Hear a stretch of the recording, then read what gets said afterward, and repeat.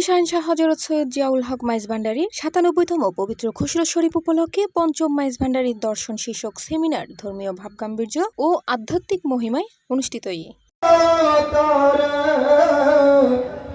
ডিসেম্বরের ১২ তারিখ নানুপুর ঢালকাটা সরকারি প্রাথমিক বিদ্যালয় মাঠ প্রাঙ্গণত দিনব্যাপী এ আধ্যাত্মিক সমাবেশে দেশের বিভিন্ন প্রান্ত তুনায়ুন্নে অসংখ্য মুরিদ, আশেক, ভক্তবৃন্দ এবং গাউসিয়া হক কমিটির নেতৃবৃন্দ অংশ লয়। মাইজ ভান্ডারী গাউসিয়া হক কমিটি ফটিকছড়ি জোনের সাংগঠনিক সমন্বয়কারী মাস্টার মোহাম্মদ নাসির উদ্দিনের সভাপতিত্বে সেমিনারত প্রধান অতিথি আছেন মাইজ ভান্ডারী গাউসিয়া হক কমিটি কেন্দ্রীয় পরিষদের সভাপতি মোহাম্মদ রেজাউল আলী জসিম চৌধুরী। উদ্বোধন করে ডালহাটা শাখার উপদেষ্টা মোহাম্মদ আলমগীর। বিশেষ অতিথি আছেন কেন্দ্রীয় পরিষদের সহসভাপতি সৈয়দ ফরিদউদ্দিন।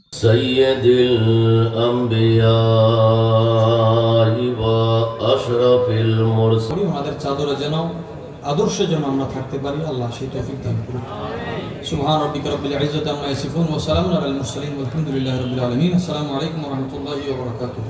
সেমিনারত প্রধান বক্তা হিসেবে বক্তব্য দেয় কুমিল্লার বুড়িচং গিলাতলা দরবার শরীফ ও সাজ্জাদানশীল আল্লামা পীরজাদা মুফতি বাকিবিল্লাহ আল আজহারি মাইজ ভান্ডারী। বিশেষ বক্তা আছেন চট্টগ্রাম বাড়িয়া দরবার শরীফ সাজ্জাদানশীল মুফতি সৈয়দ মোহাম্মদ সাইফুল ইসলাম বাড়ি এবং উপাধ্যক্ষ মাওলানা মোহাম্মদ মঈনুদ্দিন।